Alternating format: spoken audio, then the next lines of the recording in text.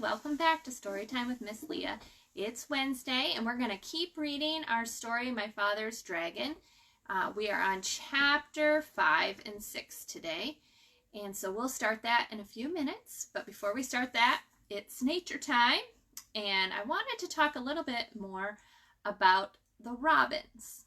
So robins are very common. We see them in our yards and in the trees by our houses and in our parks. And it can be easy to think, we know all there is to know about robins. But they're still worth observing because there's things you might not know.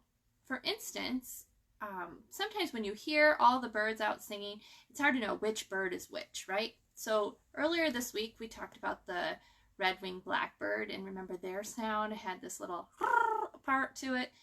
And so we did that the other day together. Remember that? Did you guys really do a red-winged blackbird sound? Sometimes it's hard to make bird noises, isn't it? So the robin, did you know that it really only sings in the springtime and rarely sings after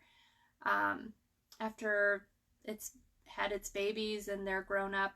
It doesn't sing again until the next spring. And when it goes south for the winter, it doesn't sing there. So this time of year is the time of year to hear the robin's song. So in my same bird book where we heard the red-winged blackbird, I have a page about the robin. So here's a picture of a robin. You see my book. And then here is the robin song. It has actually several different songs. And a lot of times you'll hear them calling back and forth. There's a park near my house where if you stand in the middle of the park, I mean, there's so many robins in that park that it's almost like overwhelming to your ears. But here's a sample of a robin song. We'll do it again. See, it's pretty. It's a prettier song. Here's the red-winged blackbird for comparison. It's kind of harsh compared to the robin, right? And here's the robin. So do you think you could go outside, especially in the morning, is when they really like to get loud. So if you go out in the morning, you might be able to hear a robin too. So I just got done reading some information about robins, so I wanted to share a little bit with you guys about what I've been learning about robins. So here again is the picture. This is actually probably a male robin. A male robin typically is brighter colored than a female robin. It's got a brighter orange breast, and usually its beak is quite a bit more yellow than the female. So you can tell the difference between the male robin and the female robin if you look very closely and watch them.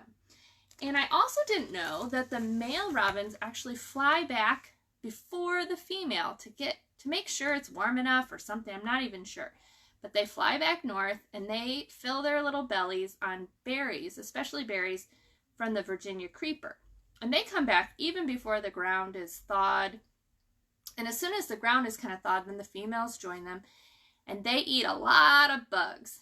Especially, they love worms. And so you might see them bopping around on the ground.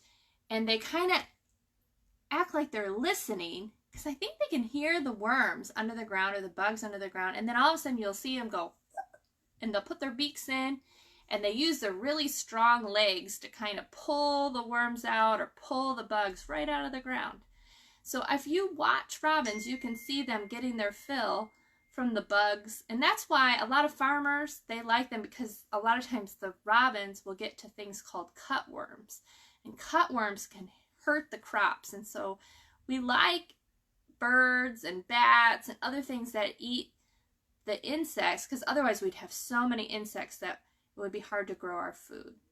And robins also like berries. Remember, in the springtime when they come early, they eat berries, but then later on in the summer, they'll fly away from their nests and join up with a bunch of other robins, and they kind of have like little robin neighborhoods. And they like to go where there's fruit trees. So they like cherries, and they especially like mulberries and other kinds of berries. So they like to congregate where they can find the kind of food that they like. So that's a little bit more information about robins. I also brought back this nest. I don't know that this is a robin nest, but I think it probably is, because they're usually the most common nest that you find. So robins, they usually lay about 4 eggs, and they come back to the same places every year, but they build different nests typically. And so this is an old nest. They wouldn't need to reuse it again. And did you know that they get the mud for the hard part in the middle? They'll hide it in their beak, and then they kind of spit it into the nest, and then they use their body to kind of shape the nest so that it's big enough for their baby birds. And usually they lay about 4 eggs at a time, and the eggs hatch after about 11 to 14 days, so about 2 weeks. So this spring, if you see a robin nest and there's still some blue eggs in it, maybe you can keep an eye out and see if you can see when the baby birds start to come, okay? Don't touch a nest. In case you don't know that, you don't ever touch a nest that has eggs in it, because sometimes the birds think that you've messed with it and they don't want to come back to their nest, okay? So if last year, I know Evan Mayette, he found a robin nest in a bush right where he could keep an eye on it in his house. And he showed me lots of pictures of the baby robins last year. So maybe he'll have robins in that same bush this year, because they like to come back to the same place. Okay, so I have a quick poem by George Cooper. Guess what it's about? Robins. See, keeping the theme. Okay. What Robin Told. How do robins build their nest? Robin Redbreast told me. First a wisp of yellow hay, in a pretty round they lay. Then some shreds of downy floss, feathers too, and bits of moss, woven with a sweet, sweet song, this way, that way, and across. That's what Robin told me. Where do robins hide their nests? Robin Redbreast told me. Up among the leaves so deep, where the sunbeams rarely creep. Long before the leaves are gold, bright-eyed stars will peep and see baby robins, 1, 2, 3. That's what Robin told me. All right, and it is time for us to read our story.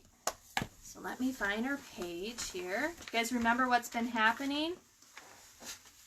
Our boy is on the island, and the animals, the wild animals on Wild Island know he's there. So he is decided he needs to be a little bit more careful about the tangerine peels he's leaving behind. Okay? So the name of this chapter is My Father Meets Some Tigers. Ready? The river was very wide and muddy, and the jungle was very gloomy and dense. The trees grew close to each other, and what room there was between them was taken up by great high ferns with sticky leaves. My father hated to leave the beach, but he decided to start along the riverbank, where at least the jungle wasn't quite so thick. He ate 3 tangerines, making sure to keep all the peels this time, and put on his rubber boots. My father tried to follow the riverbank, but it was very swampy, and as he went farther, the swamp became deeper. When it was almost as deep as his boot tops, he got stuck in the oozy, mucky mud. My father tugged and tugged and nearly pulled his boots right off. Has that ever happened to you? I've lost my boots in the mud. But at last, he managed to wade to a drier place. Here the jungle was so thick that he could hardly see where the river was. He unpacked his compass and figured out the direction he should walk in order to stay near the river. But he didn't know that the river made a very sharp curve away from him just a little way beyond. And so as he walked straight ahead, he was getting farther and farther away from the river. It was very hard to walk in the jungle. The sticky leaves of the ferns caught at my father's hair, and he kept tripping over roots and rotten logs. Sometimes the trees were clumped so closely together that he couldn't squeeze between them and had to walk a long way around. He began to hear whispery noises, but he couldn't see any animals anywhere. The deeper into the jungle he went, the surer he was that something was following him. And then he thought he heard whispery noises on both sides of him as well as behind. He tried to run, but he tripped over more roots, and the noises only came nearer. Once or twice, He thought he heard something laughing at him. At last he came out into a clearing and ran right into the middle of it so that he could see anything that might try to attack him. Was he surprised when he looked and saw 14 green eyes coming out of the jungle all around the clearing? And when the green eyes turned into 7 tigers, the tigers walked around him in a big circle, looking hungrier all the time. And then they sat down and began to talk. I suppose you thought we didn't know you were trespassing in our jungle. Then the next tiger spoke. I suppose you're going to say you didn't know it was our jungle. Did you know that not one explorer has ever left this island alive? Said the third tiger. My father thought of the cat and knew this wasn't true. But of course he had too much sense to say so. One doesn't contradict a hungry tiger. The tigers went on talking in turn. You're our first little boy, you know. I'm curious to know if you're especially tender. Maybe you think we have regular meal times, but we don't. We just eat whenever we're feeling hungry, said the fifth tiger. And we're very hungry right now. In fact, I can hardly wait, said the sixth. I can't wait, said the seventh tiger.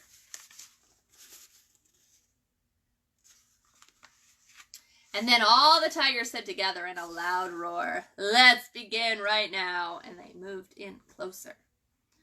My father looked at those 7 hungry tigers, and then he had an idea.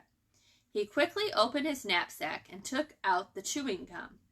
The cat had told him that tigers were especially fond of chewing gum, which was very scarce on the island. So he threw them each a piece, but they only growled. As fond as we are of chewing gum, we would like to eat you even better. And they moved so close that he could feel them breathing on his face. But this is very special chewing gum, said my father. If you keep on chewing it long enough, it will turn green. And then if you plant it, it will grow more chewing gum. And the sooner you start chewing, the sooner you'll have more.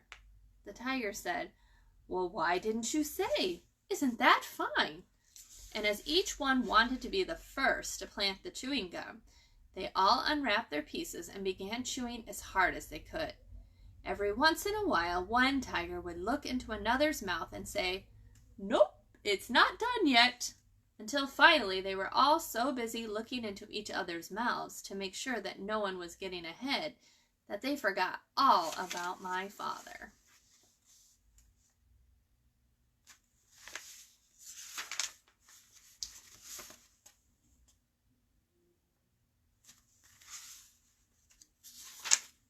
Chapter 6. My father meets a rhinoceros.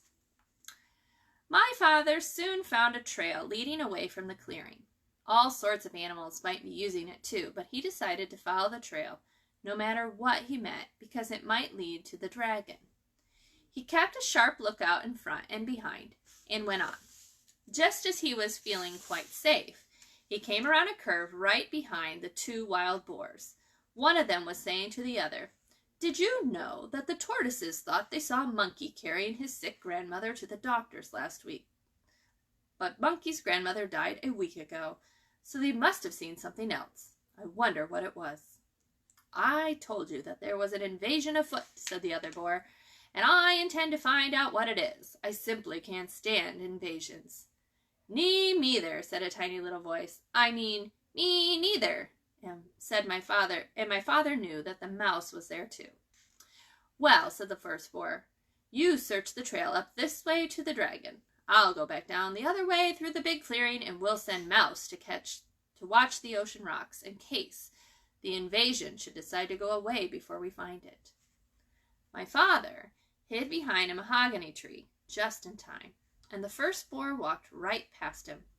My father waited for the other boar to get a head start on him, but he didn't wait very long because he knew that when the first boar saw the tigers chewing gum in the clearing, he'd be even more suspicious.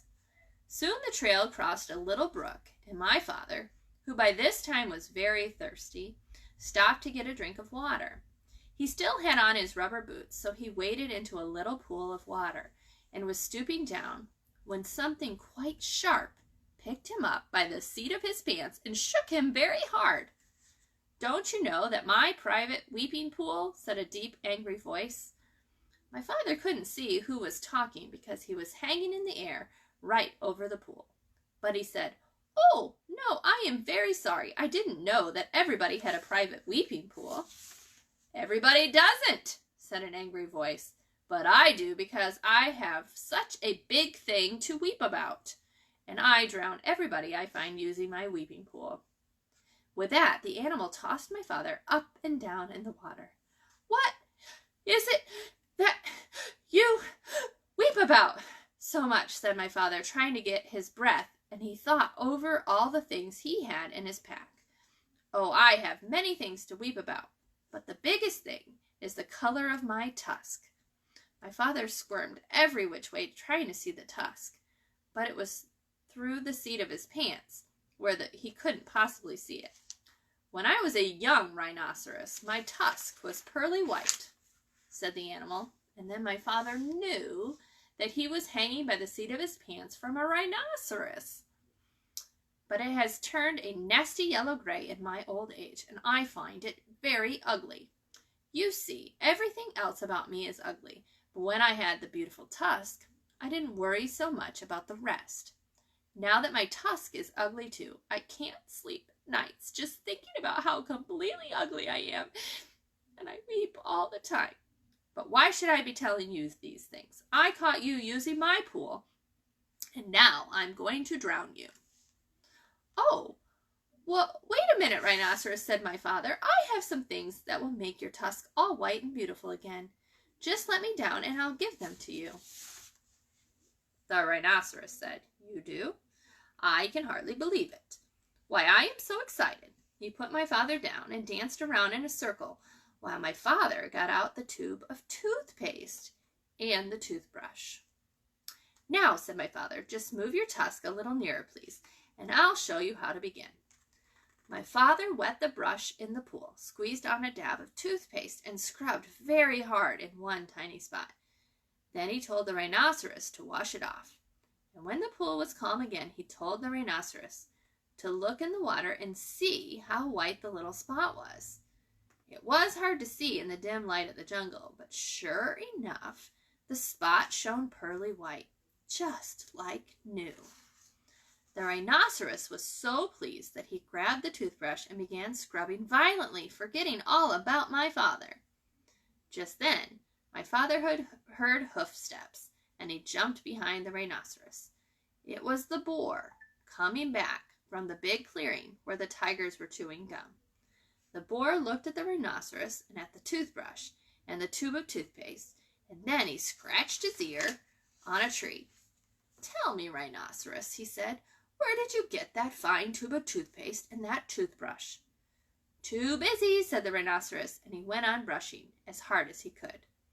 The boar sniffed angrily and trotted down the trail towards the dragon, muttering to himself, "Very suspicious. Tiger's too busy chewing gum.